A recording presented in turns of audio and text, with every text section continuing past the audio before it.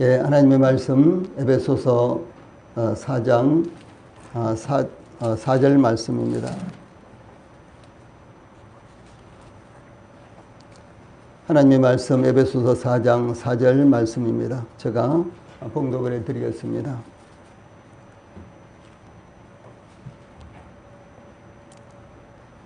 몸이 하나요 성령도 한 분이시니 이와 같이 너희가 부르심의 한 소망 안에서 부르심을 받았느니라.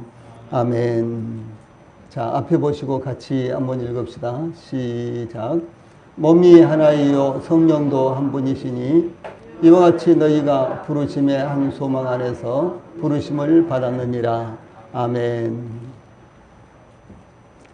예, 오늘 이 시간에는 에베소 4장 4절 말씀 가운데 후반부에 나오는 부르심의 한 소망 안에서 부르심을 받았느니라. 이 말씀을 통해서 한 소망의 부르심, 한 소망의 부르심 이런 주제로 말씀을 전해드리겠습니다. 예, 사도 바울은 그리스도의 몸의 일치에 대해서 증거하면서 몸이 하나이요 성령도 한 분이시니 라고 증거한 후에 이와 같이 너희가 부르심의 한 소망 안에서 부르심을 받았느니라 이렇게 증거하였습니다. 예, 그리스도는 교회의 머리이시며 교회는 그리스도의 몸입니다. 그러므로 사도 바울은 에베소 5장 23절에 그를 만물 위에 교회의 머리로 주셨느니라 이렇게 증거하고 있고, 또 에베소 5장 23절에서는 그리스도께서 교회의 머리됨과 같이 이렇게 증거하고, 또 골로새 1장 18절에서는 그는 몸인 교회의 머리라 이렇게 증거하고 있습니다. 예, 여기서 중요한 것은 그리스도는 교회의 머리요 교회는 그리스도의 몸이다 이렇게 증거를 하고 있습니다.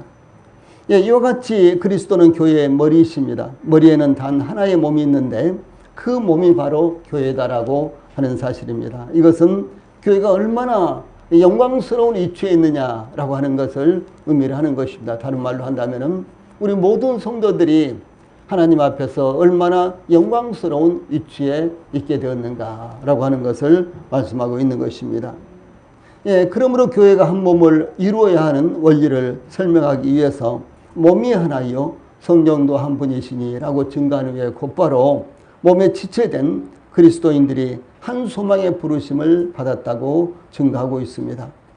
예, 그러면은 이와 같이 너희가 부르심의 한 소망 안에서 부르심을 받았느니라 이 말씀에 나타난 이 그리스도인의 궁극적인 소망이 무엇일까? 이것을 오늘은 상고해 보도록 하겠습니다. 이 본문을 통해서 제일 먼저 이와 같이라는 말씀이 나오죠. 이와 같이. 예, 이와 같이라고 하는 것은 이 본문에서 참 중요한 의미가 담겨져 있습니다. 예, 이와 같이 너희가 부르심의 한 소망 안에서 부르심을 받았느니라 라는 말씀에서 먼저 이와 같이라는 말씀부터 상고하겠는데, 이와 같이는 사도 바울이 한 몸의 원리를 너희가 부르심의 한 소망 안에서 부르심을 받았느니라 라는 말씀으로 설명하기 위한 것입니다. 즉 몸이 하나이요 성령도 한 분이시니 라는 말씀에 이어 이와 같이 너희가 부르심의 한 소망 안에서 부르심을 받았느니라 라는 말씀을 덧붙인 것은 하나여야 하는 이유를 재차 강조하기 위한 것입니다. 첫째로 왜냐하면 이 말씀은요, 예, 그리스도인들 사이에 역사하신 성령의 사역을 강조하기 위한 것인데, 우리가 죄 가운데서 하나님의 심판 아래 있을 때 이 성령께서 우리를 부르셔서 구원을 받게 하셨습니다. 이 성령께서 우리에게 죄를 깨닫게 하시고 예수님의 십자가의 공로의 의미를 깨닫게 하셨습니다. 성령께서 우리에게 새 생명을 주셨습니다. 성령께서 우리를 이 세상에서 불러내셔서 세례를 주심으로 그리스도의 몸에 연합이 되게 하셨습니다. 또 성령께서 우리를 부르셔서 구원하신 것은 참으로 놀라운 일이 아닐 수가 없습니다. 그러나 성령께서 우리를 구원받게 하시고 그리스도의 몸이 되게 하시는 것이 성령의 사역의 목적이었을까요? 이제 이것이 여기서 중요하다는 것입니다. 이것이 바로 이 본문의 의미를 가지고 있는 것입니다. 예, 성령님께서 저희들을 죄악 가운데 살고 있는 이 세상에서 부르셔서 구원받게 하셨는데, 이 성령님께서 저희들이 구원받는 것으로 성령님께서 부르신 목적이 실현되는 것일까요? 다시 말해서 우리가 구원받은 것이 이 성령님께서 저희들을 부르신 목적이 완성되는 것이겠느냐라고 하는 것입니다. 예, 즉 그리스도의 몸이 된 교회가 최종 목표가 아니다라고 하는 것입니다. 예, 그리스도의 몸 된 교회, 이 교회의 영광, 이 교회의 위치, 이것은 참으로 놀라운 것입니다. 그런데도 불구하고 이 교회가 하나님께서 저희들을 구원하신 목적, 성령님께서 저희들을 부르셔서 구원하게 하신 목적, 이 최종 목적은 아니다라고 하는 사실이 여기에 나타나고 있다라고 하는 것입니다. 다만 이것은요, 중간 단계에 지나지 않는 것입니다. 그리스도께서 우리를 구원하시기 위해 십자가에 못 박혀 죽음을 당하시고 성령을 보내셔서 우리를 구원하신 것보다 더 차원 높은 단계가 있고요, 더 높은 목표가 있다라고 하는 사실입니다. 교회는 그리스도의 몸으로서 하나님께서 그리스도를 통하여 또한 성령에 의하여 인류를 새로운 사람으로 하나님을 위한 새로운 백성으로 불러내심으로 완전하게 하시고 모든 죄악으로부터 떠난 복된 영광스러운 세계에서 살게 하기 위한 하나님의 도구입니다. 이 모든 것은 하나님께서 목표하신 최후의 영광과 그리스도의 최종적 임재와 그의 영원한 왕국을 건설하기 위해서 예비되어진 것입니다. 즉 앞으로 도래하게 될 영광의 날을 위해서 이 모든 것들은 예비된 것이다 라고 하는 사실입니다. 둘째로 왜냐하면 이 말씀은요, 이 성령께서 우리에게 새로운 생명을 주심으로 그리스도의 몸에 연합시키시는 사역교회에 특별히 그리스도인 한 사람 한 사람을 위해 개별적으로 특별한 사역을 하셨다라고 하는 사실을 의미합니다. 이 사도 바울은 에베소서 1장 13절 14절, 이 에베소 1장 13절 14절은 아주 중요한 말씀입니다. 그래서 이 말씀을 성령의 사역과 더불어서 우리 성도들이 잘 기억을 해 두십시오. 에베소 1장 13절 14절, 여기 아래에 있는 말씀, 파란 박스에 있는 말씀 같이 읽읍시다. 시작. 그 안에서 너희도 진리의 말씀 곧 너희의 구원의 복음을 듣고 그 안에서 또한 믿어 약속의 성령으로 인치심을 받았으니 이는 우리의 기업의 보증이 되사 그 얻으신 것을 속량하시고 그의 영광을 찬송하게 하려 하심이라. 예, 이렇게 증가하고 있습니다. 예, 이 사도 바울은 여기에서 인치심과 보증에 대한 성령의 사역을 증가하고 있는데, 성령은 우리를 부르시고 복음을 듣게 하시고 깨닫게 하심으로 믿음으로 구원받았을 때 우리 안에 임하셔서, 예, 우리가 뭐 열심히 기도를 했기 때문에 또 성령을 주시옵소서 이렇게 또 기도했기 때문에, 내지는 우리가 뭐 방언이라든가 신비한 것을 체험했기 때문에 성령님이 우리 안에 오시는 것이 아니라 우리가 예수 그리스도를 나의 개인의 구주로 영접했을 때, 하나님께서 예수 그리스도를 보내셔서 저희들의 죄를 대신해서 십자가에 죽게 하심으로 나의 모든 죄값을 하나님께서 예수님의 십자가에서 다 갚으셨구나, 그렇게 하셨구나라고 이것이 깨달아지고 이것이 마음에 믿어졌을 때 우리가 구원받는 것이거든요. 바로 그 순간 성령님께서 우리 안에 들어오시는 것입니다. 예, 이 사실을 지금 제가 말씀드리는 것입니다. 예, 그러므로 모든 그리스도인은 영생에 대한, 또한 하늘에 있는 기업에 대해서요, 성령으로 인치시고 보증을 받은 것입니다. 그 성령님께서 우리 안에 오셔서 어떤 일을 하셨느냐, 두 가지 일을 하셨는데 바로 인치심과 보증하는 일을 하셨다라고 여기 본문에 이렇게, 그러니까 에베소 1장 13절에서는 인치셨다, 또 14절에서는 보증하셨다라고 이거 두 가지 사역을 말씀하고 있다는 것입니다. 하나님이신 성령께서 도장을 찍으시고 보증을 하셨다라고 하는 것은 그 무엇보다도 확실하며 중요한 것입니다. 여러분, 도장을 찍는 것이 지금은 참 어렵죠. 쉽게 도장 찍으면 안 되죠. 어디서나요. 예, 이거 뭐 찍어줘도 되지 뭐 그러면서 함부로 찍어줘도 안 되고요. 그런가 하면 또 우리의 주민등록증이라든가 주민등록 번호라든가 이름이라든가 전화번호라든가 이런 것들도 함부로 지금은 노출시키면 안 되는 이런 시대가 됐잖아요. 그렇죠? 근데 성령님께서는 도장을 찍어주시고 또 그런가 하면 또 보증까지 세워주셨다라고 하는 사실이죠. 옛날에는 뭐 보증 함부로 서기도 하고 그랬고, 저도 보증을 참 많이 썼습니다. 옛날에요. 그런데, 그냥 피치 못해서 가족이니까, 일간이니까, 와서 사정하니까, 친구가 손 벌리니까 그냥 보증 섰는데, 그래도 큰 어려움은 없었습니다만은 아주 어렵게 된다면은 그야말로 거지가 될 뻔본 이런 일들도 참 많이 있었습니다. 지금은 보증 서면 안 되겠죠. 예, 지금은 어지간해서 보증을 서면 안 됩니다. 그런데 과거에는 이제 그렇게 우리가 살아왔죠. 그런데 이 본문에서요, 인치심이라는 말은요, 조금 전에 말씀드린 대로 도장을 찍으셨다 이런 말이에요. 그래서 우리가 하나님의 소유가 되었다는 것을 의미합니다. 그러니까 우리가 믿음으로 말미암아 구원받았는데 바로 구원받은 순간 도장을 꽝 찍었어요. 예, 구원받았다. 하나님의 사람이다. 영생을 얻었다. 이렇게 도장을 찍어주신 분이 바로 성령님이십니다. 여러분 그 도장 보셨어요? 예, 우리 눈에는 잘 안 보이죠. 그러나 성령님께서요 도장을 찍으신 거예요. 예, 우리 눈에는 보이지 않을지라도 성령님께서 도장을 딱 찍으신 것입니다. 예, 그래서 그 순간 우리가 구원의 확신을 하게 되는 것이고 그 순간 우리의 마음 가운데요 믿음이 들어온 것이고 사실 믿어진 것입니다. 그래서 이것을 가리켜서 인치심이라고 이렇게 말합니다.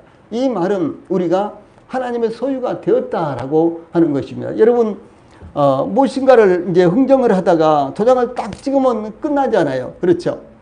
예, 예를 들어서 뭐 땅을 산다, 뭐 집을 산다, 아파트를 산다, 무엇을 산다 이렇게 했을 때는 다 계약서를 쓰고 그리고 결국은 도장을 딱 찍잖아요. 도장을 딱 찍는 순간 모든 것들이 끝나는 거예요. 그렇죠? 그래서 성령님께서 우리가 믿었을 때요 도장을 딱 찍으시는데 이것이 바로 무엇인 거는 이제 너는 믿었으니까 하나님의 사람이 되었다. 너는 믿었으니까 하나님의 소유가 되었다. 너는 믿었으니까 영원한 생명을 얻었다. 라고 하는 사실에 대해서요 도장을 딱 찍어요. 누가? 성령님께서. 예, 얼마나 놀라운 사실입니까?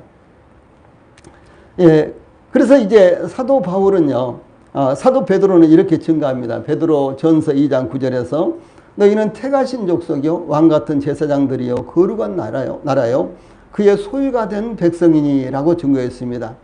이 말씀 전체가요 그러니까 이 가운데 파란 박스에 있는 이 말씀 전체가 우리가 바로 하나님의 소유가 되었다. 하나님께서 우리를 이렇게 해주셨다. 이런 이제 의미가 되는 말씀입니다. 이 사도 바울도 이 로마 교회에 보낸 서신에서 로마서에서요 너희도 그들 중 믿고 순종함으로 구원받은 자들 중 복음이 전파됐을 때 그 복음을 듣고요 마음으로 믿고 순종한다는 것은 마음으로 받아들이고 그런 말이에요.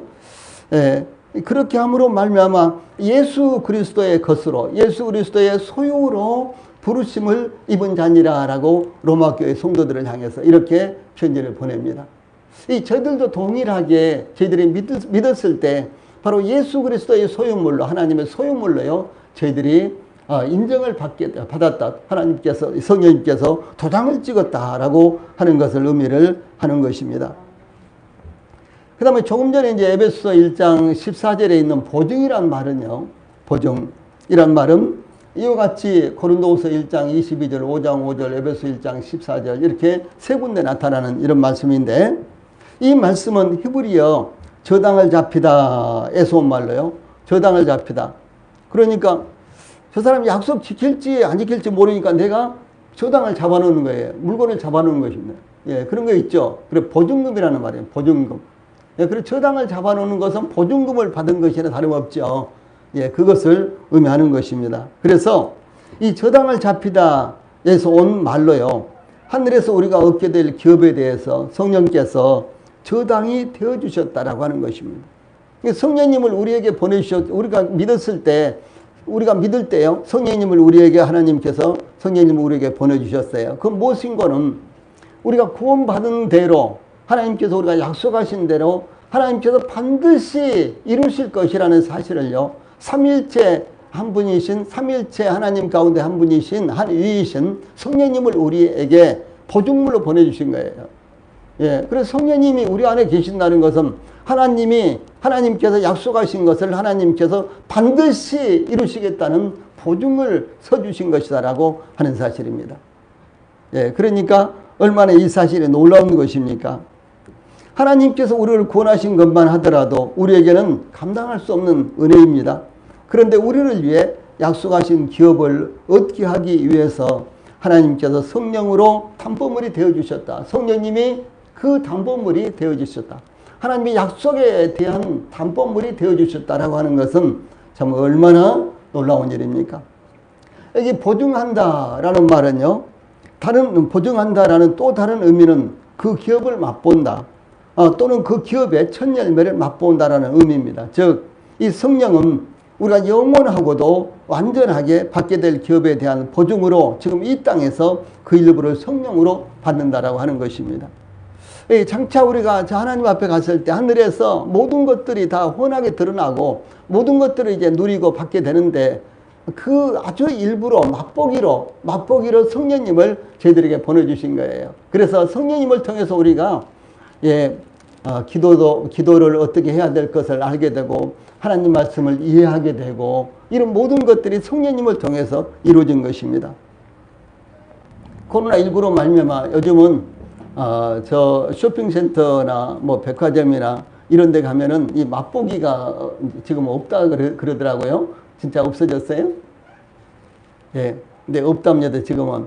근데 그전에는 저 코스트코 가면은 그냥 컵에다가 하나씩 맛보기를 주잖아요. 그렇죠? 그럼 한 서너 군데 돌아다니면서 먹으면 벌써 배가 불러버려요. 아유, 우리 집이 코스트코 바로 옆집이면 좋겠다. 그럼 날마다 와서, 끼니 때마다 와서 이렇게 먹어도 되겠다. 뭐 이런 생각도 들곤 하는데, 이런 조그마한 이런 쇼핑센터라든가 하나로 마트에 가면 조그마한 컵에 이만큼 주잖아요. 그렇죠? 예. 그런데 왜 그것이 그렇게 맛있는지. 그 다음에 뭐 삼겹살도 구워서 주고 무슨 뭐 햄도 구워서 주고 그런데 그런 거 한 번씩 먹어보면은 이것은 정말 맛있잖아요. 그렇죠? 예, 어디서 먹으면 그만큼 맛있겠어요. 근데 이것이 맛보기잖아요. 맛보기. 이것을 맛보고 살아. 옛날에 짱수들이 다니면서요. 이제 동네 다니면서 옛날에 엿장수들이 동네 다녔어요. 그러면 이제 우리 친구는 자기 아버지 고무신 가지고 나와가지고 줘버리고 자기 아버지한테 되게 두들겨 맞고 그런 적이 있었고, 옛날에는 고무신도 검은 고무신 가지고 나오면 조금 주고요, 흰 고무신 가지고 나오면은 엿을 많이 주고 그랬어요. 그런데 저희 친구가 이제 뭐 엿을 먹고 싶은데 가지고 나갈 것이 없는 거예요. 그러니까 아버지 고무신 가지고 나와가지고 엿장수한테 주고 엿 먹어버렸거든요. 야단 맞고 혼나고 이제 그런 적도 있었는데, 이제 이런 유혹을 하기 위해서 아이들이 마구 달려들면요, 엿을 조금씩 떼서 주죠. 맛보기래요. 그거 먹으면은 정말 한 주먹 먹는 것보다 더 맛있잖아요. 그러니까 그거 먹고 못 견디는 거예요. 그래서 집에 가가지고 뭐 그냥 쇠붙이 이것저것 쓰는 것도 다 아이들이 들고 오고, 고무신도, 씻는 고무신도 엄마 아빠 없으면 그냥 갖다가 가지고 나와서 엿 사 먹고 막 이랬을 때가 있었죠. 그런데 그런 것과 마찬가지로 성령님은 저희들에게 있어서요, 맛보기와 같은 역할을 하시는 것이다라고 하는 사실입니다. 그래서 이제 이와 같이 성령은 우리가 영원하고도 완전하게 받게 될 기업에 대한 보증으로 지금 이 땅에서 일부를 성령으로 받는다라고 하는 의미가 담겨져 있습니다.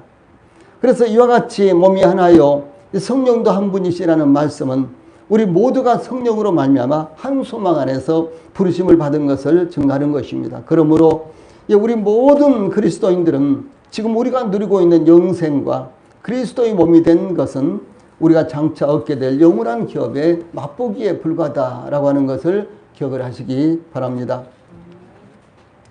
다음에 두 번째로, 그러면 부르심의 소망은 무엇을 의미하는가라는 말씀입니다.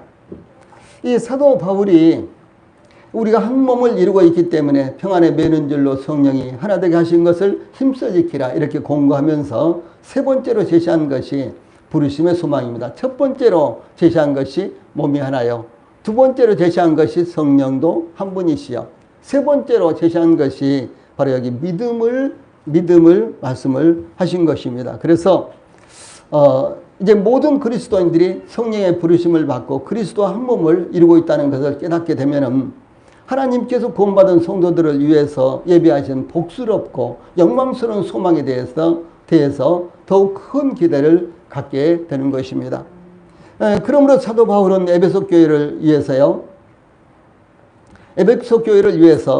에베소 1장 17절에서 우리 주 예수 그리스도의 하나님 영광의 아버지께서 지혜와 계시의 정신을 너희에게 주사 하나님을 알게 하시고 이렇게 기도하셨습니다. 하나님을 알게 하시고 하나님을 더 깊이 알게 하시고 이렇게 이제 사도 바울이 에베소 교회를 위해서 기도한 거예요. 이 사도 바울은 이어서 에베소 1장 18절에서 너희 마음의 눈을 밝히사 그의 부르심의 소망이 무엇이며 성도 안에서 그 기업의 영광의 풍성함이 무엇이며라고 우리가 받았으며 또한 받게 될 기업이 어떤 것인가를 알게 되기를 기도했습니다. 예, 우리의 구원의 큰 계획의 배후에 있는 이 하나님의 큰 뜻이 무엇인가를 깨닫기를 기도하는 것입니다. 즉, 이 하나님의 부르심의 소망이 무엇인가 하는 것입니다. 예, 그러므로 19절에서 에베소 1장 19절입니다. 그의 힘의 위력으로 역사하심을 따라 믿는 우리에게 베푸신 능력의 지극히 크심이 어떠한 것을 너희로 알게 하시기를 구하노라 라고 하나님께서 성도들을 위해 예비하신 그 기업을 주시기 위해서 우리에게 베푸신 능력의 지극히 크심이 어떠한 것을 알게 하시기를 기도했습니다. 그래 제일 첫 번째로는 하나님을 깊이 아는 것, 두 번째로는 하나님께서 우리에게 주신 기업을 깊이 아는 것, 세 번째로는 하나님이 이와 같은 것들을 저희들에게 주시는데 하나님의 능력이 얼마나 대단한 것인가 이것을 깊이 깨닫기를 원했다는 사실이죠. 그래서 우리 성도들도 우리 교회를 위해서 우리 성도들 자신들을 위해서 하나님을 더욱더 깊이 깨닫기를 기도하십시오. 또 하나님께서 저희들을 위해서 예비하신 그 기업이 얼마나 놀라운 것인가를 더욱 깊이 깨닫기를 우리 성도들이 기도하십시오. 세 번째로는 하나님의 능력이 얼마나 과연 큰 것인가. 예, 도저히 우리의 이 표현이 불가능한 이와 같은 하나님의 능력이잖아요. 그러므로 그 능력을 우리가 더욱 깊이 알 수 있도록, 예, 더욱 잘 알 수 있도록 기도를 해야만 되는 것입니다. 이와 같이 사도 바울이 하나님을 알게 하시며 하나님의 부르심의 소망이 무엇인지 알게 하시며 이 성도들을 위해서 예비하신 기업의 영광이 풍성함이 무엇인가를 깨닫기를 기도를 했는데 이렇게 기도한 목적이 과연 무엇일까라고 하는 것입니다. 왜 이와 같이 기도를 했을까? 이 성도들이 큰 소망을 가졌음에도 불구하고 세상을 보면서 미혹을 받으며 세상의 시련과 박해와 수많은 문제의 파도를 보면서 그 파도를 이기지 못하고 휩쓸려 가고 있기 때문에 그렇습니다. 네, 우리가 하나님을 좀 더 깊이 안다면 이런 거 아무런 것이 문제가 안 되죠. 사실은 이 세상에서 어떻게 사느냐 이런 건 아무런 문제가 안 됩니다.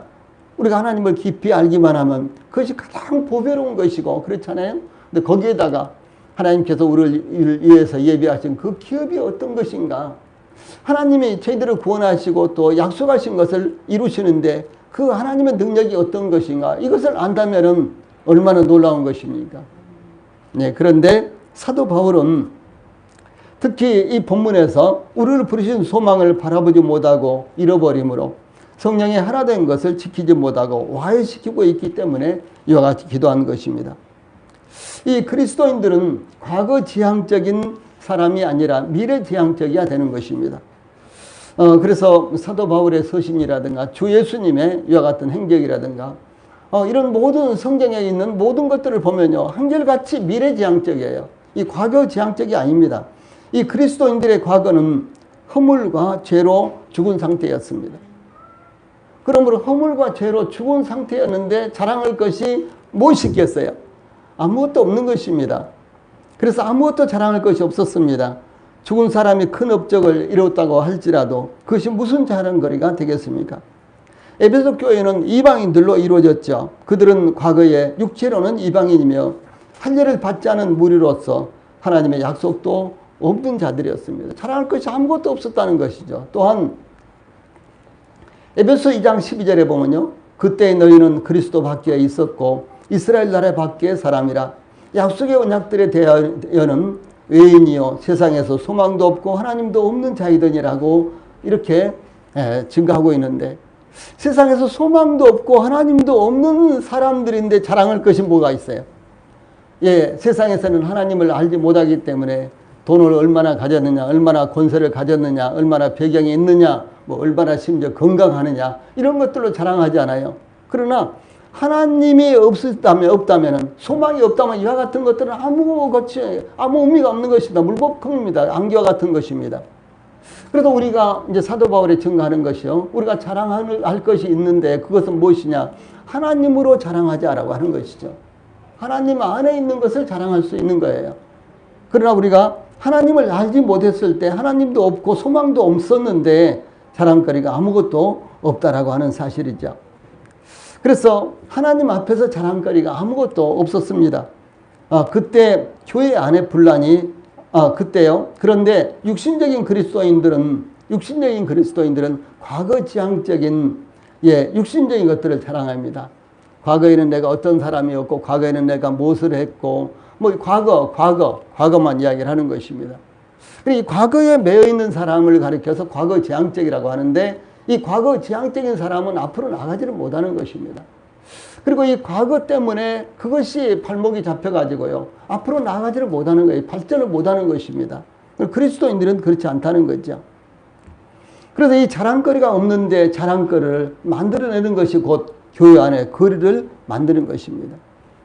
이것이 마귀가 사용하는 방법으로, 마귀는 육신적인 것을 사용해서 하나 되게 하는 것을, 교회 안에 성도들이 교회가 하나 되게 하는 것을 방해하는 것입니다. 그래서 고린도전서 1장에 보면 제일 먼저 사도 바울이요, 고린도전서를 쓰면서 이 고린도전서에는 고린도 교회의 문제점을 하나씩 이렇게 제시를 하면서 그 문제점을 어떻게 해결할 것인가를 대책을 이제 강구하는 이와 같은 편지가 고린도전서지요. 그런데 이 고린도전서 가운데요, 제일 처음에 1장에서 가장 먼저 무엇을 제시한 거는 고린도 교회 분란의 문제예요. 하나 되지 못하는 문제입니다. 근데 왜 하나가 되지 못했느냐?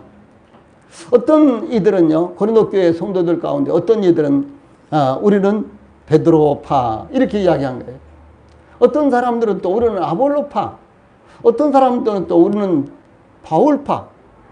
바울은 고린도의 복음을 전해서 고린도 교회를 시작하게 한 장본입니다. 그런데 이제 바울은 이제 계속해서 전도하는 사람이기 때문에 고린도 교회가 이루어진 다음에 다른 지역으로 가서 복음을 전했죠. 근데 바울을 대신해서 그 고린도 교회에 와서 하나님의 말씀을 가르친 사람이 아볼로라는 사람이었어요. 이 사람은 굉장히 유명한 사람입니다. 아주 유능한 사람입니다. 근데 이 유능한 아볼로가 이제 바울을 대신해서 하나님의 말씀을 가르쳤다는, 고린도 교회에서 가르쳤습니다. 그러니까 어떤 사람들은 우리는 아볼로파 이렇게 했다는 것이죠. 그 다음에 또 어떤 사람들은 그래도 사도하면 베드로지, 그렇죠. 예수님 살아계실 때도 베드로를 제일 먼저 언급하고, 또 베드로가 제일 주님과 밀접하게 대화를 나누시고 또 계시를 받고 그랬잖아요. 그러니까 우리는 베드로파, 그럼 야, 쟤들이 베드로파대. 그래도 아볼로파보다도 베드로파가 더 낫지 않은가? 아니야, 아볼로파는 그래도 현실적이지 뭐 이러면서요, 어떻게 되겠습니까? 다툴 수 있는 거죠. 그래서 고린도 교회는 우리는 베드로파, 우리는 아볼로파, 우리는 사도 바울파 이렇게 나눠졌다는 거죠. 그러니까 또 남은 사람들이 있을 거 아니에요. 이쪽은 베드로파, 여기 두 번째는 아볼로파, 세 번째는 사도 바울파, 네 번째, 아니 좋은 건 다 차지해버렸네. 좋은 건. 그러니까 가만히 생각하니까 딱 한 가지 남았어요. 그리스도, 예수님 남은 거예요. 우리는 그리스도파다. 제일 위대하게 보였죠. 이런 것으로 말미암아 서로 분란이 되고 다툼이 생겼다는 거죠. 이것이 고린도 교회의 현실이었습니다. 이건 무엇입니까? 이것이 다 과거지향적인 문제로 왔다라고 하는 사실입니다. 그래서 이제 구원받은 후에 어떻게 사역을 했느냐, 어떻게 섬겼느냐 하는 것도요, 분란의 요소가 되는 것입니다. 우리는 과거가 아니라 미래가 중요합니다. 즉 하나님께서 우리를 위해서 예비하신 소망이 무엇인가 바라보고 꿈을 꿔야 한다라고 하는 것입니다. 이 에베소 교회는요, 우리가 유대인인가 우리가 이방인인가 이것이 가장 큰 쟁점이 되었어요. 에베소 교회는 이방인의 지역에 있는, 이방인들이 살고 있는 이방인의 지역에 있는 이방인들로 구성된 교회였습니다. 그래서 이것이 가장 큰 쟁점이 되었는데, 그러나 유대인인가 이방인인가 이것은 아무런 관계가 없다라고 하는 사실입니다. 우리가 어떤 종교를 가졌느냐, 과거에 우리가 어떤 종교를 가졌느냐, 그것도 아무런 관계가 없습니다. 우리 모두는 그와 같은 배경 때문에 부르심을 받고 구원받은 것이 아니라 성부 하나님의 예정하심과 성령 하나님의 부르심과 주 예수님의 십자가의 공로로 구원받았습니다. 예, 그러므로 과거에 무엇을 하며 어떻게 살았느냐가 아니라 무엇을 꿈꾸고 있으며 어떤 소망을 가졌느냐, 이 미래적인 것이 가장 중요하다라고 하는 것입니다.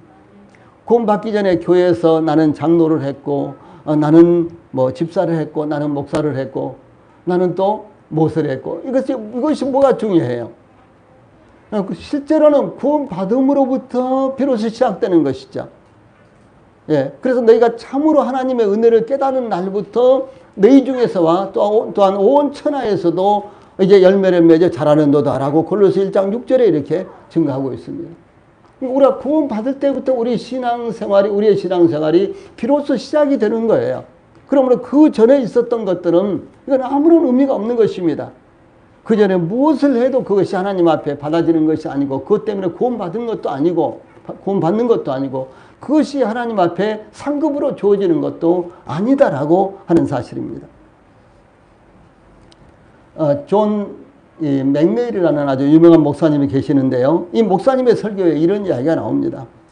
예수님께서 요한복음 9장에 소경을 고치실 때에는 땅에 침을 뱉어 진흙을 이겨서 눈에 바르시고 신랑 못에 가서 씻으라, 이렇게 고치시죠. 기억나십니까? 예, 요한복음 9장에 이런 내용이 나오죠. 그런데 예수님께서 소경을 고치신 것이 마가복음 8장에도 나오는데요. 거기에 보면은 예수님께서 그의 눈에 침을 뱉으시고 안수함으로 고쳐주셨다라고 하는 사실이 마가복음 8장 22절로 25절에 나타납니다. 요한복음에 나타난 이 소경은 예수님께서 땅에다 침을 뱉어서 진흙을 이어가지고 그것을 눈에다 발라주시면서 실로암 못에 가서 씻어라, 이렇게 고쳐주셨는데, 마가복음 8장에서 소경을 고치실 때는 예수님께서 그 소경의 눈에다가 팍팍팍 하고 침을 뱉어가지고 그렇게 해서 고쳐주셨다는 거죠. 비슷하지만 틀린 부분이 있죠. 예. 그런데요, 고침을 받은 두 사람이 어느 날 만나서 서로 고침받은 이야기를 나누게 된 것입니다. 그럴 수 있겠죠? 예. 이들은 서로 자기의 경험이 치유를 받는 바른 경험이다라고 이렇게 주장하게 된 거예요. 예. 그래서 상대방의 경험을 이해할 수 없어요. 아니, 눈에다가 바로 침을 뱉어? 아니, 땅에다가 침을 뱉어가지고 진흙을 이겨서 눈에다 발라주고 신랑 못에 가서 씻어야지 고치는 거지. 어떻게 눈에다가 바로 침을 뱉고 안수를 하셔? 어떻게 그런 방법이 다 있을 수 있어? 그러니까 이제 마가복음 8장에 나온 이 소경은, 아니, 흙을 바른다고 뭐가 그렇게 그것이 고쳐지겠어? 안수를 해야지. 이렇게 이제 서로가 다 이제 옥신각신하게 된 것입니다. 그래, 결과적으로요, 이제 두 소경은, 이 소경이었다가 고침을 받은 사람들은 서로를 이해하지 못하고 서로를 인정하지 못한 거예요. 그런 방법으로 어떻게 고칠 수 있느냐? 내가 고침을 받은 방법이야지만 고쳐지는 것이지, 이것이 정통이고 정상적인 것이지, 이렇게 이제 된다는 거죠. 그래서 이런 경험들이요, 어떻게 되는 거는 진흙파와 비진흙파, 진흙파와요, 비진흙파로 이렇게 나누게 된 것입니다. 세상의 교파는 이런 거예요. 예. 세상의 교파는 다 이런 것입니다. 그래서 요한복음 9장에서는 진흙을 사용해서 예수님께서 치유의 역사를 이루셨죠. 근데 마가복음 8장에서는 진흙은 전혀 손도 안 댔단 말이에요. 그래, 진흙을 발라서 고침을 받은 사람은 진흙파가 된 거예요. 그런데 진흙은 손도 안 대고 고침을 받은 사람은요, 비진흙파가 된 것입니다. 이 세상의 교파들이 다 그렇다는 것이죠. 교회 안에도 이런요, 이견들이 있을 수가 있다라고 하는 것입니다. 그런데요, 이와 같이 진흙이냐 아니냐는 중요하지 않고, 다만 고침을 받았느냐가 무엇보다도 중요한 것이죠. 예수님이 아예 침도 안 뱉고 진흙도 안 바르고, 그래 깨끗하게 될지어다, 이렇게 해도 고쳐지는 거죠. 예수님이 그래 눈만 깜빡여도 고칠 수 있는 것이고, 마음만 예수님이 가지셔도 고칠 수 있는 것이죠. 중요한 것은 무엇을 사용했느냐, 어떻게 됐느냐, 이것이 중요한 것이 아니라 고침을 과연 받았느냐, 받지 못했느냐, 이것이 중요한 것이죠. 마찬가지입니다. 구원받은 것도 마찬가지입니다. 우리가 구원받았느냐, 그렇지 않았느냐, 이것이 중요한 것입니다. 예. 그래서 언제 누구를 통해서 어떤 말씀으로 구원받았느냐가 아니라 지금 현재 나는 구원받은 사람인가, 그리스도 안에 있는가, 이것이 가장 중요하다라고 하는 의미를 지금 말씀하고 있는 것입니다. 예, 그러므로 사도 바울은 이렇게 증가하고 있어요. 내가 이미 얻었다함도 아니요, 온전히 이루었다함도 아니라, 나는 과거에 대해서 하등의 문제를 제기하고 있지 않다. 나는 과거에 매 있는 사람이 아니다. 그런 말씀입니다. 그리고 뭐라 그랬습니까? 오직 내가 예수께, 그리스도 예수께 잡힌 바 된 그것을 잡으려고 달려가느라. 나는 미래를 향해서 지금 달려가고 있다. 이렇게 지금 증가하고 있는 것입니다. 더 나아가서요. 빌립보서 3장 12절에 이렇게 말씀하시고 13절 14절에서는 형제들아, 나는 아직 내가 잡은 줄로 여기지 아니하고 오직 한 일 즉 뒤에 있는 것은 잊어버리고 앞에 있는 것을 잡으려고 표대를 향하여 그리스도 예수 안에서 하나님이 위에서 부르신 부름의 상을 위하여 달려가노라. 이렇게 고백하고 있습니다. 예, 뒤에 것은 돌아보지 않는다. 뒤에 있는 것은 잊어버린다. 그 대신 앞에 있는 것, 위에서 부르신 부름의 상을 위하여 달려간다라고 하는 것입니다. 이 표대를 향하여, 즉 소망의 부르심을 향하여 나아가는 것이 중요하다는 것입니다. 뒤를 돌아보면은 과거에 얽매이게 되고 이 부르심의 소망을 바라보지 못하게 되며 이 현재의 자신의 형편만을 생각하게 되어서 한 걸음도 나아가지 못하게 되는 것입니다. 예, 그러므로 사도 바울은 증거하기를 우리가 소망으로 구원을 얻었음에 보이는 소망이 소망이 아니니 보는 것을 누가 바라리요. 만일 우리가 보지 못하는 것을 바라면 참음으로 기다릴지니라. 로마서 8장 24절 25절에 이렇게 권고했습니다. 저희들도 마찬가지입니다. 우리는 소망으로 구원을 받은 사람입니다. 그러므로 세상에는 여러 가지 어려움들이 있습니다. 믿음의 길에는 항상 어려움이 있는 것입니다. 그러므로 이 소망으로 구원을 받은 이것을 굳건하게 붙들고 미래를 향해서 나아가야 된다라고 하는 것입니다. 세 번째로 한 소망 안에서 부르심을 받았다라고 하는 점입니다. 이 성령의 하나 되게 하신 것을 힘써 지켜야 하는 이유로서 사도 바울은 너희가 부르심의 한 소망 안에서 부르심을 받았느니라 이렇게 증거하고 있죠. 이 말씀은 자, 너희가 부르심의 한 소망 안에서 부르심을 받았느니라. 이 말씀은요, 예, 너희가 부르심을 받았을 때 한 소망으로 부르심을 받았느니라. 영어 번역본은 이렇게 되어 있어요. 이 번역이 잘된 것입니다. 자, 우리 성경에는요, 너희가 부르심의 한 소망 안에서 부르심을 받았느니라 이렇게 되는데 좀 말이 좀 까다롭죠. 이해하기가요. 예, 그런데 영어 번역에서는요, 너희가 부르심을 받았을 때 한 소망으로 부르심을 받았느니라 이렇게 되어 있어요. 예, 아주 이해하기가 훨씬 더 좋습니다. 즉 이 사도 바울은 부르심의 한 소망 안에서 부르심이라는 말을 사용하고 있는데 이 부르심이라는 말이 두 번이나 나오고 있죠. 그래서 이제 우리말 성경에서 앞에 나오는 부르심은 구원의 부르심을, 뒤에 나오는 부르심은 우리가 구원받을 때 우리에게 주신 더 차원 높은 어떠한 것이 있다라고 하는 것입니다. 다시 말해서 우리가 구원받을 때 그냥 구원만 받은 것이 아니라요. 구원받은 것은 무엇입니까? 우리가 죄로부터 죄사함 받고 그 다음에 세상으로부터 구원받고 이런 것이죠. 우리가 구원받은 것, 우리의 영혼의 구원을 의미하는 것이죠. 그런데 이 영혼의 구원보다도 더 차원 높은 어떤 것이 우리들에게 주어졌다라고 하는 것을요, 여기에 이렇게 증가하고 있는 것입니다. 이것이 참 중요하고요. 이 본문의 핵심은 지금 이것을 말하려고 하는 것입니다. 우리가 단지 구원받을 때 영혼의 구원뿐만 아니라 그것뿐만 아니라 더 차원이 높은 것이 우리에게 소망으로 주어졌다라고 하는 사실을 지금 증거하고 있는 것입니다. 예, 그러므로 구원의 부르심이나 구원받은 성도들이 가진 소망이 모든 성도들에게 각각 동일하다라고 하는 것입니다. 그러니까 우리가 구원받은 거 다 똑같다는 거 지금까지 우리 살펴봤죠. 예, 우리가 어떤 과정을 통해서 구원받았든지 간에 제일 중요한 것은 구원받은 것이 모두 다 일치한다. 똑같다. 그 말입니다. 그런데 구원받았을 때 우리에게 주어진 또 다른 부르심. 이것도 역시 똑같다라고 하는 것을 지금 증거하는 것입니다. 유대인과 이방인은 구원받을 당시 부르심의 한 소망으로 부르심을 입었다는 것입니다. 유대인은 지상적인 소망을 가진 데에 비해서 이방인은 아예 소망이 없었습니다.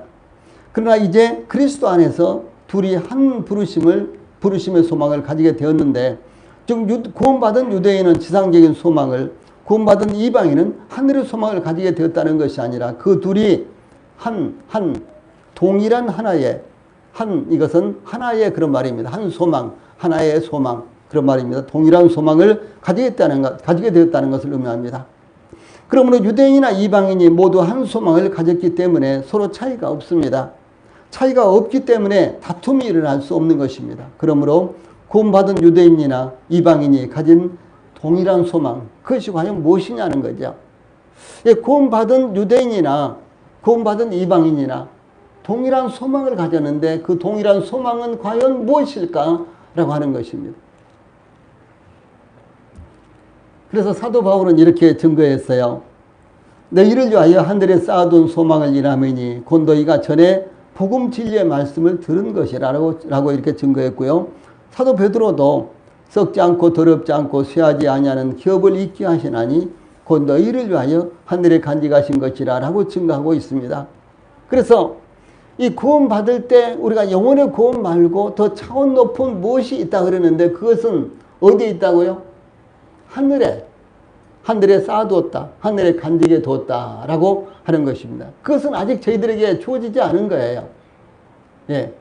우리가 구원을 받을 때 죄사함 받고 영혼의 구원을 받았습니다. 그런데 영혼의 구원을 받을 때 더 차원 높은 것이 우리들에게 주어졌는데 그것이 무엇이냐? 그것은 바로 하늘에 쌓아둔 것이요. 하늘에 지금 현재 간직해 둔 것이라고 이렇게 증거하고 있습니다. 예, 그래서 여기 골로새 1장 5절에서는 하늘에 쌓아둔 소망, 그 다음에 베드로전서 1장 4절에서는 하늘에 간직하신 것, 이렇게 증거하고 있잖아요. 예. 예, 그러므로 이와 같이 사도들은 구원받은 성도들을 위해서요, 예비된 소망이 하늘에 쌓아둔 것, 간직해 둔 것이라고 이렇게 밝히고 있습니다. 그러므로 우리가 이 세상에서 얻어서요, 누릴 수 있는 것이 아니라 영원한 세계에서 우리에게 부여되는 소망을 가리키는 것입니다. 특히 한 소망 안에서 부르심이란 유대인이나 이방인이나 구원받은 성도들은 한결같이 동일한 소망을 가졌다는 것을 의미합니다. 유대인이나 이방인이나 주 예수 그리스도 안에 있는 구속을 믿음으로 구원받았습니다. 유대인이나 이방인이나 동일합니다. 그러므로 구원에는 차이가 없습니다. 다양한 방법으로 구원받은 것이 아니라 오직 믿음으로 구원받았습니다. 그러므로 구원받은 것은 차별이 없는 것입니다. 구원은 높고 낮음이나 크고 작음의 차이가 없습니다. 모든 성도들이 동일한 생명, 하나님의 생명으로 구원을 받은 것입니다. 예. 이와 같이 우리가 구원받을 때 우리에게 주신 소망도 동일한 것이다. 이 구원이 똑같듯이 우리가 우리를 위해서 하늘에 쌓아둔 이와 같은 소망도요, 똑같은 것이다. 지금 그것을 말씀하는 것입니다. 그러므로 유대인이나 이방인이나 그리스도 안에서 하나를 이룰 수 있으며 일치가 되는 것입니다. 예, 그 소망은 이 땅에서 우리의 기도가 이루어지는 것도 아니요, 모든 성도들이 영육간에 강건하고 평안함을 누린 것도 아닙니다. 이것은 시약 성경에 가장 많이 나타난 약속이며, 자, 이 소망, 우리를 위해서 하늘에 쌓아둔 것, 우리를 위해서 하늘에 간직해 둔 것, 이것은요, 시약 성경에 아니면 구약 성경부터 성경 전체에 가장 많이 나타난 하나님의 약속이며 모든 성도들의 마음속에 있는 참되고도 영원한 소망으로서요, 성경에 약 600번이나 나타나고 있다는 것이죠. 그러니까 이것이 얼마나 중요한 것이냐, 이것을 성도들이 잊어버리고 이것을 생각지 않고 살고 있다면요, 예, 성도로서 구원받았지만 또 한편으로는요, 성도로서는 불행한 것입니다. 예.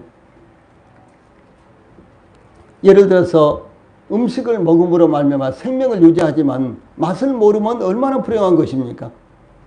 그렇죠. 음식을 먹으면 생명은 유지할 수 있죠. 그러나 맛을 모르면은요, 예, 그건 참 불행한 것이죠. 마찬가지로요, 우리가 구원을 받았지만은 그러나 하나님께서 우리를 위해서 하늘에 쌓아둔 간직해둔 그 기업을 모르고서 이 땅에서 믿음으로 살고 있다면 이것은 참으로 불행한 것이다. 성도로서 불행한 것이다. 또 그것뿐만 아니라 성경에 무려 600번이나 약속이 제시가 됐는데도 불구하고 이 사실을 알지 못하고 혹은 놓쳐버리고 믿음으로 산다고 살고 있으면 그건 참 성도로서 불행한 것이다라고 말씀을 하는 것입니다. 여기 이제 성경 구절은 아래 이제 박스에 성경 구절은 그 중에서 대표적인 것만 제가 줄여놓은 것입니다. 여기 이제 이 아래 박스, 파란 박스에 있는 이 말씀들은 아주 분명한 것들입니다. 그리고 이외에도 성경 전체에서는요, 약 600번이나 이와 같은 약속이 나타나고 있다는 것이죠. 자, 그러면 그것이 무엇인가? 주 예수님께서 친히 말씀하시기를요. 자, 위에 있는 말씀 같이 읽어봅시다. 시작. 너희는 마음에 근심하지 말라. 하나님을 믿으니 또 나를 믿으라. 내 아버지 집에 거할 곳이 많도다. 그렇지 않으면 너희에게 일렀으리라. 내가 너희를 위하여 거처를 예비하러 가느니 가서 너희를 위하여 거처를 예비하면 내가 다시 와서 너희를 위하여 영접하여 너희도 있게 하리라. 내가 다시 와서 너희를 내게로 영접하여 나 있는 곳에 너희도 있게 하리라. 주 예수님께서 지금 저희들을 위해서 영원히 거할 처소를 예비하고 계시는데 그 처소가 예비가 되면 주 예수님께서 다시 오셔서 저희들을 데리고 그곳으로 가시겠다라고 이렇게 약속하셨습니다. 이것이 우리 그리스도인들에게 있어서요, 영원하고도 참된 소망이다라고 하는 사실입니다. 이게 얼마나 놀랍습니까? 우리나라 부동산이 폭등해가지고 지금 아파트 값이 뭐 평균이 무슨 5억이 넘었다는 등, 9억이 넘었다는 등, 뭐 그런 뉴스가 나오더라고요. 그런데도 불구하고 그 아파트 하나 없어서 쩔쩔매고 있는 저 같은 사람도 있고, 우리 성도들 대부분도 일반 시민들 대부분이 그렇습니다. 그런 아파트를 갖고 있지 못한 분들이요, 90% 이상이에요. 그렇죠. 그런데 저희들을 위해서요, 하나님께서 예비하신 그 영원한 초소는 꽃길이 아니라요, 황금길로 길이 닦아져 있습니다. 새 예루살렘은요, 우리가 상상을 불허하는 성읍입니다. 근데 그 길부터 황금으로 이루어진 길이었죠. 그리고 길 좌우에는 생명수 강이 흐르고요, 그 가까이에는 사시사철 열매를 12가지 열매를 맺히는 이와 같은 이제 생명수 과일나무가 쫙 이렇게 자라고 있죠. 여러분, 틀림없이 사과나무에서는 사과가 열리고, 배나무에서는 배가 열리고, 감나무에서는 감이 열립니다. 그런데 나무 하나예요, 봄에는 복숭아가 열리고, 여름에는 사과가 열리고, 또 가을이 되니까 또 배가 열리고, 또 늦가을 되니까 또 감이 열리고, 그러면 그런 나무도 과연 있을까요? 상상의 나무죠. 한 30년 전에 제가 여천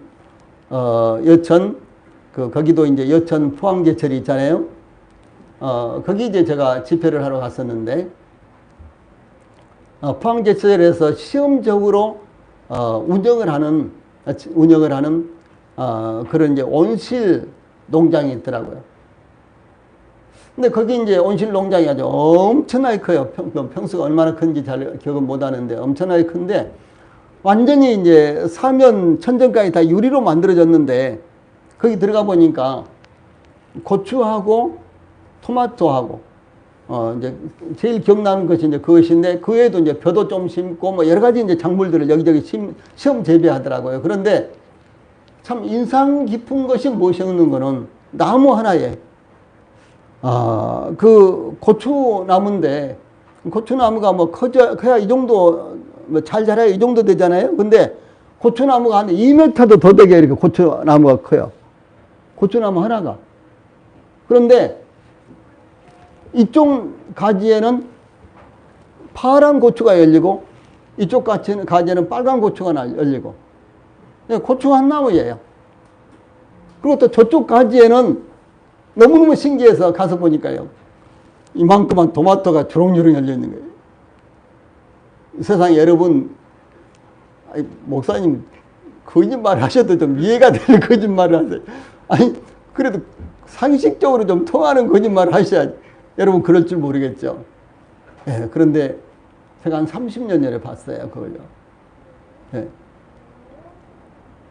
고추나무 하나에 과일이 이렇게요. 고추하고 토마토가 열려 있는데, 두 가지가 열려 있는데, 그것이 색깔이 다르더라고요, 색깔이. 가지마다. 아, 참, 정말 놀랐어요. 예, 과학이라는 것이 이렇게 발전시킬 수 있겠는가라고 생각을 했어요. 그런데 그 영원한 새 예루살렘으로 들어가는 그 길목에 있는 생명나무는요, 한 나무에서 12가지 과일이 철마다 열리는 거예요. 이것은 무엇을 말하느냐? 이건 풍요를 말하는 것입니다. 아무것도 부족함이 없습니다. 모든 것들이요, 완전한 만족을 이룰 수 있도록 이렇게 예비된 곳이다라고 하는 사실입니다. 예. 그럼 그 길이 황금길이니까 그 집에 들어가 보면, 예, 무엇이 어떻게 되어 있겠습니까? 이 밟고 다니는 길이 황금길이니까 그 집에 들어가면 어떻게 되어 있겠어요? 예. 거기까지만 묘사가 됐어요, 성경에요. 예. 그렇습니다. 우리를 위해서 예비한 것은요, 이렇게 놀라운 곳입니다. 우리나라에 123층 집이 제일 높고, 세계적으로는 165층이 제일 높은데, 그런데, 지금 정확하게 제가 이제 연도는 잘 기억 못하겠는데, 대략 한 3년에서 5년씩 걸렸습니다. 이런 집들을 짓는 것이요. 그런데, 주 예수님께서 승천하셔서 지금까지 저희들을 위해서 초소를 예비하고 계시는데, 지금 2000년이 걸렸다라고 하는 거죠. 하나님은 눈 감고도 뚝딱 하면 모든 것이 됩니까? 안 됩니까? 되지요, 하나님이요. 하나님은 맘만 먹어도 되는 것이 아닙니까? 그런데 주 예수님께서는 저희들을 위해서 영원히 하나님과 저희들이 함께 거할 초소를 지금 예비하고 계시는데, 그 초소를 예비하는데 무려 2000년이 더 걸렸다는 것이죠. 앞으로도 얼마나 더 걸릴지, 아니면 오늘 저녁으로 끝날지 아무도 알 수 없는 것입니다. 그러므로 주 예수님께서 말씀하시기를, 너희는 마음에 근심하지 말라. 내 아버지 집에 거할 곳이 많다. 내가 지금 초소를 예비하러 가는데, 가서 그 초소를 예비하고 완성이 되면 내가 너희들이 있는 곳으로 와서 너희들을 데리고 그곳에 가겠다라고 이렇게 지금 약속을 하신 것입니다. 주 예수님께서 이렇게 약속하셨어요. 그 다음에 베드로는 너희 마음에 그리스도를 주로 삼아 거룩하게 하고, 너희 속에 있는 소망에 관한 이유를 묻는 자에게는 대답할 것을 항상 예비하되 온유와 두려움을 하고 라고 이렇게 증거했습니다. 우리 안에 있는 소망에 관하여 묻는 자에게 우리가 대답을 할 수 있어야 된다라고 하는 사실이에요. 그 소망이 무엇입니까? 그건 단지 우리가 구원받은 것으로 끝나는 것이 아니고요. 예, 구원받았을 때 우리에게 약속하신 저 하늘에 있는 기업이라는 것이 사실이죠. 자, 뿐만 아니고요. 예, 사도 바울은 이렇게 증거하고 있습니다. 복스러운 소망과 우리의 크신 하나님 구주 예수 그리스도의 영광이 나타나심을 기다리게 하였으니, 주 예수님께서 다시 오실 때 이 모든 것들이 이루어지는 거예요. 그래서 구주 예수 그리스도의 영광이 나타나심을 기다리게 하였다 이렇게 말하고요. 또 사도 요한은 사랑하는 자들아 우리가 지금은 하나님의 자녀라. 장래에 어떻게 될 것은 아직 나타나지 아니하였으나 그가 나타내심이 되면 우리가 그와 같을 줄을 아는 것은 그의 계신 그대로 볼 것을 인함이니라고 이렇게 증거했습니다. 어떤 분들은 그래요. 아유, 이렇게 다리가 아픈 상태로 영원히 살면 뭐하냐. 뭐 이런 분들 계세요. 이렇게 머리가 항상 지근지근 아픈데 천국 가서도 이렇게 머리가 지근지근 아프면 어떻게 하냐. 뭐 이렇게 걱정을 하고 계시는데요. 무엇입니까? 주 예수님이 오시면은 우리도 똑같이 주 예수님처럼 변한다는 거죠. 주 예수님께서 승천하실 때가 대략 약 33세 정도였습니다. 33세 정도. 예. 그런데 주 예수님께서 다시 오실 때 바로 그 몸으로 오시는 거예요. 2000년이 지났으니까 주 예수님 머리가 그냥 하얗고 엄청나게 늙어가지고 이렇게 오시는 게 아니고, 예, 그런 젊은 몸으로 주 예수님께서 다시 오십니다. 그리고 시공간을 초월하시고 질병이라든가 이런 것들과는 아무런 관련도 없는 그런 몸으로 오시죠. 예, 그런데 우리가 그렇게 변한다라고 하는 사실을 요한일서 3장 2절에 분명하게 기록을 하고 있습니다. 약속을 하고 계십니다. 이 모든 말씀은 무엇을 의미하는 것일까요? 주 예수님께서 그 약속대로 반드시 다시 오신다. 오셔서 이와 같은 것들을 저희들에게 기업으로 차지하게 하신다. 이런 것을 의미하는 것입니다. 예, 그러므로 주 예수님께서 승천하시던 자리에서 두 천사가 제자들에게 갈릴리 사람들아 어찌하여 서서 하늘을 쳐다보느냐 너희 가운데서 하늘로 올려지신 이 예수는 하늘로 가심을 본 그대로 오시리라 이렇게 약속을 하셨습니다.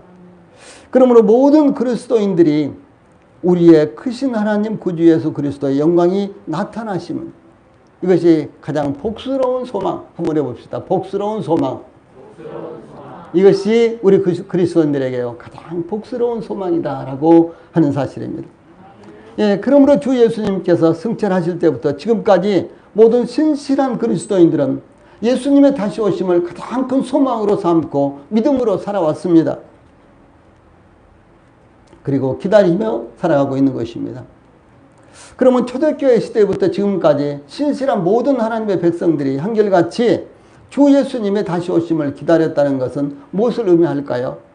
지금 모든 시대의 모든 신실한 그리스도인들이 왜 예수님의 재림을 기다렸을까요? 주 예수님의 다시 오심이 그리스도인들에게 유일한 소망, 큰 소망, 복스러운 소망이기 때문에 그런 것입니다. 자, 더 나아가세요. 그러면은 왜 초대교회 시대부터 지금까지도 신실한 모든 그리스도인들이 주 예수님의 다시 오심을 사모하며 기다릴까요? 첫째로 이 세상은 그리스도인들에게 완전한 평안과 만족을 줄 수 없기 때문입니다.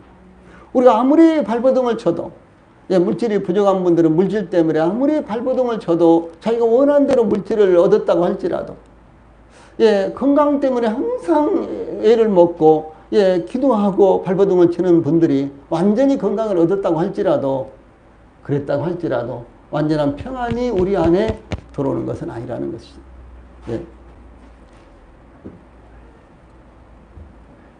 그래서 이 세상은 우리 모든 그리스도인들이 소원 성취 다 해도요. 소원 성취 다 해도 그렇죠. 아이고 저 자식들만 여유고 장가 시집 보내고 세상 떠나면 소원도 없겠다. 이런 분들 저는 몇 번 봤어요. 그러나 그것으로 다 되는 것입니까? 절대로 그렇지 않다는 사실이죠. 그래서 주 예수님께서 이렇게 말씀하셨어요. 이것을 너희에게 이르면 너희로 내 안에서 평안을 누리게 하려 함이라. 세상에서는 너희가 환난을 당하나 담대하라. 내가 세상을 이겼노라. 이렇게 말씀하셨습니다. 그래서 우리의 참된 기업은 하늘에 있다. 주 예수님께서 다시 오심이 우리들에게는 복스러운 소망이다. 이것을 마음에 품고요. 이 세상을 믿음으로 살아라 라고 주 예수님께서 이렇게 말씀을 하신 것입니다. 그러므로 초대교회 시대부터 어디서든지 그리스도인들은 고난을 받습니다. 지금도 지구촌에서 고난을 당하는 종교는 오직 기독교다라고 할 수 있을 정도입니다. 기독교는 어디에서든지 고난을 받는 거예요. 초대교회 때부터 지금도 마찬가지입니다. 둘째로 주 예수님께서 다시 오실 때 비로소 그리스도인들은 영원한 번향인 하늘에서 살게 되기 때문에 그렇습니다. 사도 바울은 빌립보서 3장 20절에서 오직 우리의 시민권은 하늘에 있는지라 거기로서 구원하는 자 곧 주 예수 그리스도를 기다리노니 라고 이렇게 증거하고 있고 히브리서 기자는 자 가운데 있는 박스 제일 아래에 있는 말씀 같이 읽어봅시다. 제일 아래에 있는 말씀 시작. 저희가 이제는 더 나은 본향을 사모하니 곧 하늘에 있는 것이라. 그러므로 하나님이 저희 하나님이라 일컬음을 받으심을 부끄러워하지 아니하시고 저희를 위하여 한 성을 예비하셨느니라. 우리의 하나님이 우리의 하나님이라고 이렇게 불려지는 것을요. 하나님께서 부끄러워하지 않으셨다는 거예요. 하나님이 그거 좋아하시는 거예요. 하늘에 계신 우리 하나님 이런 이제 부름을 우리가 이렇게 부르는 것을 하나님이 좋아하신다는 것입니다. 그래서 저희가 이제는 더 나은 본향을 사모하는데 그것이 바로 어디에 있느냐? 하늘에 있다라고 하는 것을 증거합니다. 이와 같이 구원받은 모든 성도들은 이 한 가지 소망을 위해서 부르심을 받았습니다. 그러므로 사랑하는 우리 모든 성도들이 오직 이 한 가지 완전한 소망을 바라보고 믿음으로 이 세상의 모든 시련과 고난들을 이겨나가시기를 바랍니다. 네, 찬송 부르시겠습니다.